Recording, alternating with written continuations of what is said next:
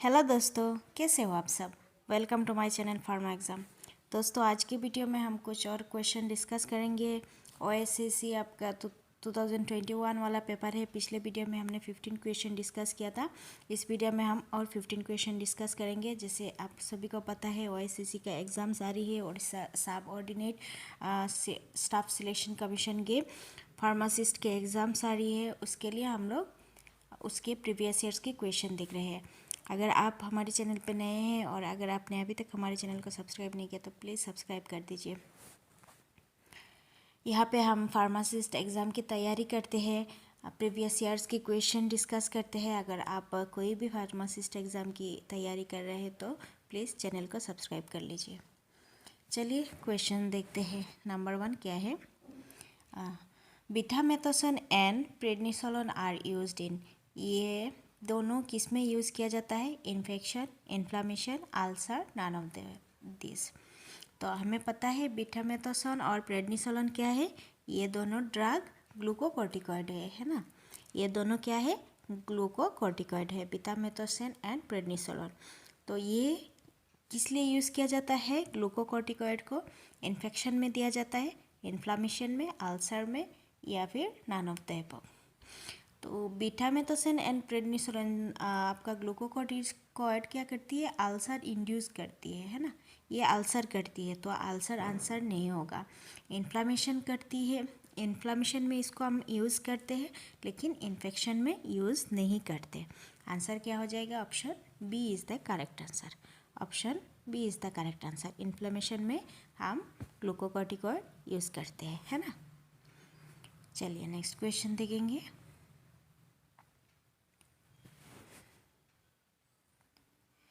Power of the Drug Inspector appointed under the Drug and Cosmetic Act 1940 are mentioned under which of the following section of Act? Power of the Drug Inspector appointed under the Drug and Cosmetic Act. Drug and cosmetic act के अंदर drug inspector को appoint कौन C section में किया जाता है? कौन C section में आती है? Section 20, section 21, section 22 and section 23। तो करेक्ट आंसर क्या हो जाएगा? Power of the drug inspector appointed under the drug and cosmetic कौन सी सेक्शन में आती है? Power of drug inspector. तो देखिए, power of drug inspector section 20 में क्या आती है? सेक्शन 20 में ड्रग एनालिस्ट की अपॉइंटमेंट आती है। ड्रग एनालिस्ट की अपॉइंटमेंट आती है। फिर 21 में आप क्या आती है? DI का, ड्रग इंस्पेक्टर का अपॉइंटमेंट आती है ना। अपॉइंटमेंट आती है। 22 में power of drug inspector, drug inspector का पावर क्या है? वो आपका आती है 22 में। और 23 में क्या आती है?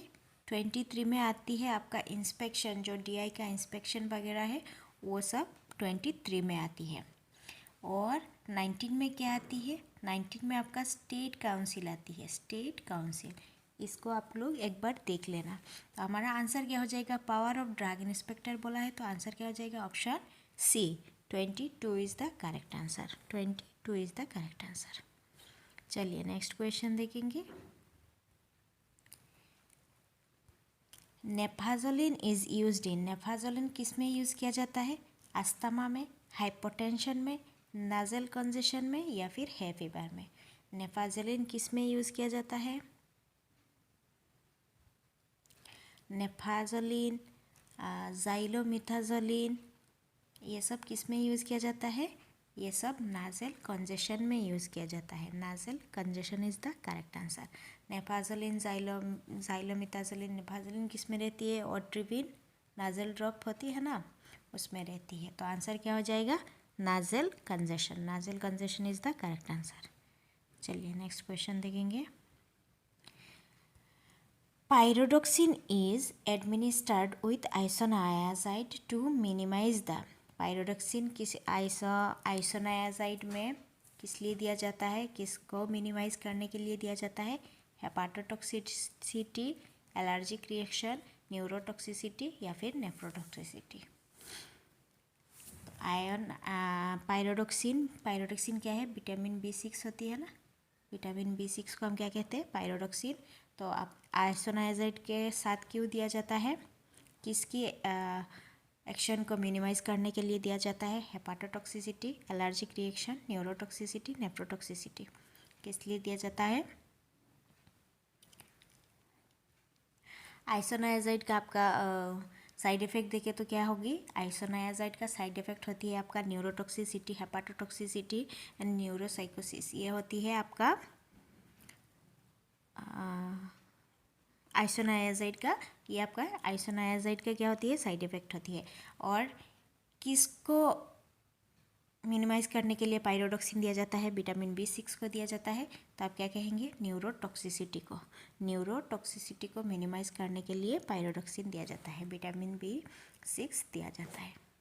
चलिए नेक्स्ट क्वेश्चन देखेंगे। 1% W/W dextrose means, W/W weight by wait दिया हुआ है। तो जो भी आपका होगा, अगर ग्राम होगा तो ग्राम में रहेगा, मिलीग्राम होगा तो मिलीग्राम में रहेगा, है ना। यूनिट सेम रहेगा, जो भी यूनिट है वो सेम रहेगा। तो ऑप्शन में क्या दिया हुआ है? 1 gram dextrose in 100 gram of product. 1 gram dextrose in 100 gram of product, क्या ये आंसर है? 1 gram dextrose in 100 ml, 1 mole in 100 ml, तो मोल की तो कोई बात ही नहीं है। 1 ग्राम डेक्सट्रोज इन 100 ml, यहाँ पे ग्राम दिया हुआ है, यहाँ पे ml दिया हुआ है, तो ये भी तो नहीं होगा। आंसर क्या हो जाएगा? 1 gram dextrose in 100 grams of product, grams gram, 100 gram of product. तो आंसर क्या हो जाएगा? Option A. Option A is the correct answer. Option A is the correct answer. Next question देखेंगे। Which of the following is a synthetic sweetener? इनमें से आपको बताना है सिंथेटिक स्वीटनर कौन सी है। सिंथेटिक स्वीटनर कौन सी है? Natural sweetener, synthetic sweetener, synthetic sweetener कौन सी है? ग्लूकोज, सुक्रोज, सॉर्बिटॉल या फिर aspartame.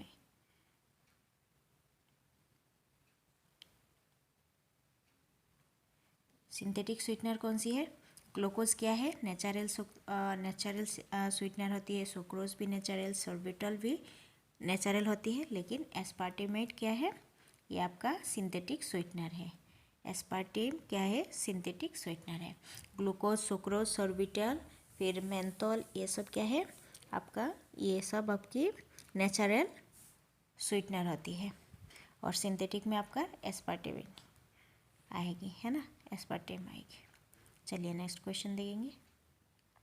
In diabetes mellitus the level of, diabetes mellitus में किसके लेवल इंक्रीज होती है या फिर डिक्रीज होती है? क्या होती है?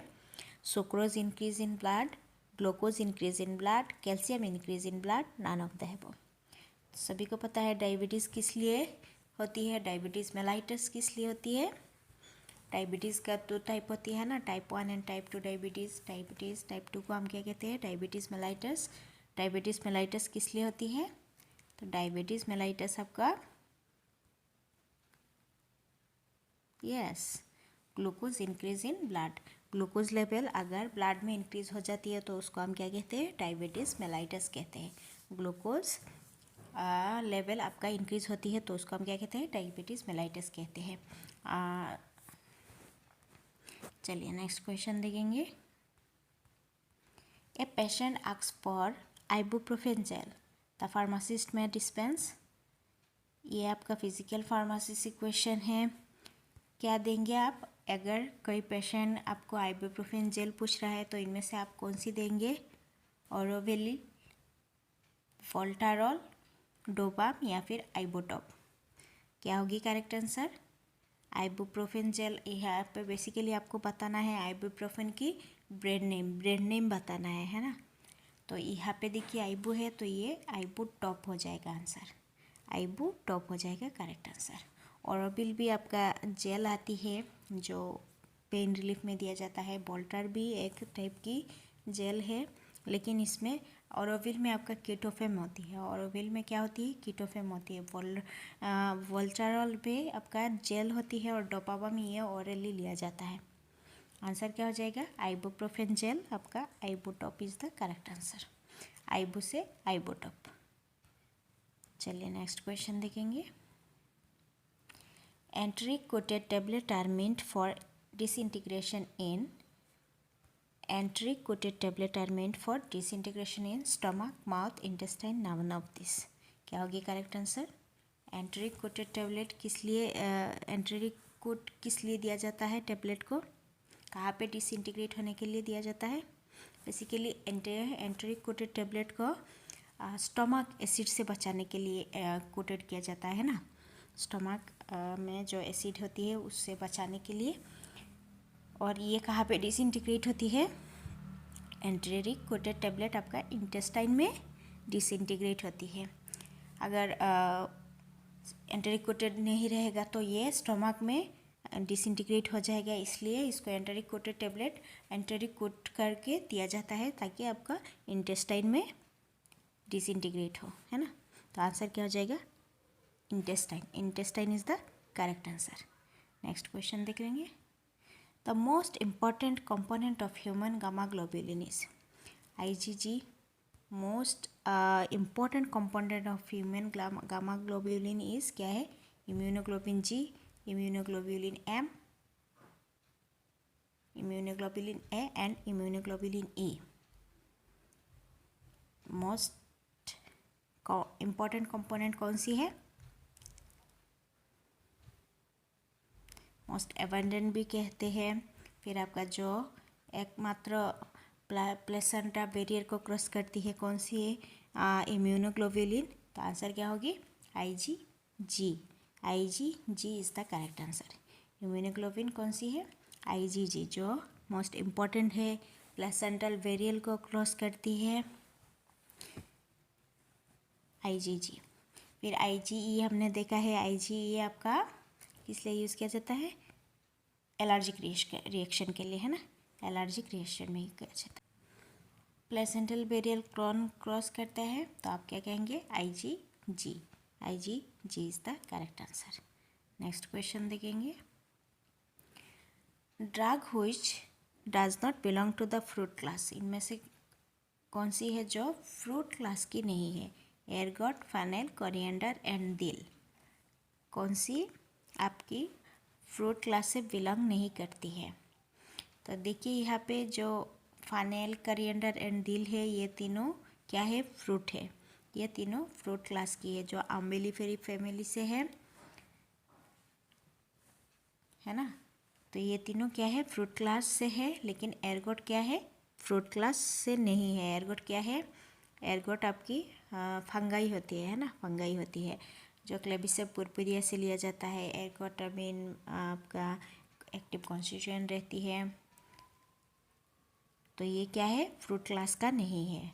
फंगाई फ्रूट क्लास का नहीं होती है। तो आंसर क्या हो जाएगा?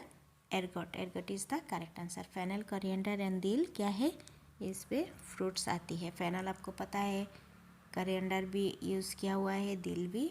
सो ये क्या है? ये तीनों आपका फ्रूट है। ये तीनों अम्बिलिफेरी फैमिली से बिलोंग करती है।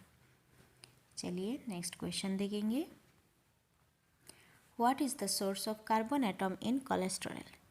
Carbon atom in cholesterol. Cholesterol में कार्बन एटम का सोर्स क्या है? Acetyl CoA, lanosterol, squalene and mevalonic acid. तो कार्बन एटम का सोर्स क्या होती है कोलेस्ट्रॉल में? कोलेस्ट्रॉल पाथवे में कौन सी क्या होगी source? Yes, carbon atom in cholesterol में आपका सोर्स क्या होती है? एसिटाइल CoA होती है। Acetyl CoA is the correct answer. Acetyl CoA is the correct answer.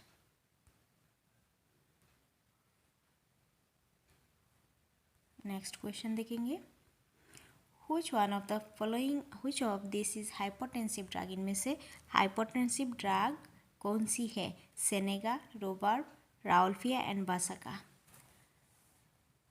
which of these hypotensive drug? इनमें से हाइपोटेंसिव ड्रग कौन सी है?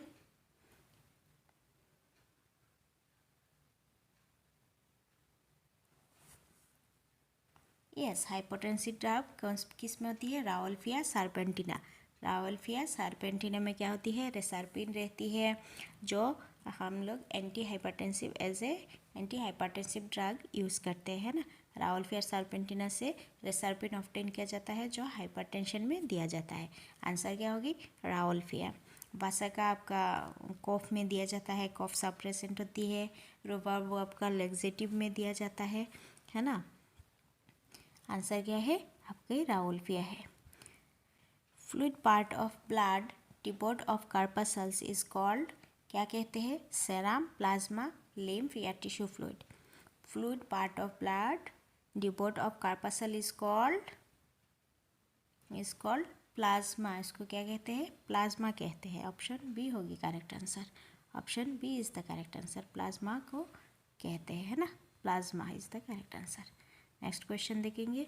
One of this beta blocker used in glaucoma. Glaucoma में किसको दिया जाता है, बीटा ब्लॉकर्स। इनमें से सारे के सारे बीटा ब्लॉकर है जिसको हम ग्लोकोमा में यूज़ करते हैं। क्या है, propranolol, atenolol, timolol and metoprolol.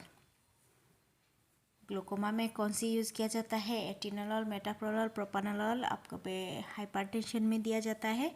टिमालोल किस में दिया जाता है, ग्लूकोमा में दिया जाता है। ग्लूकोमा में क्या दिया जाता है, टिमोलोल।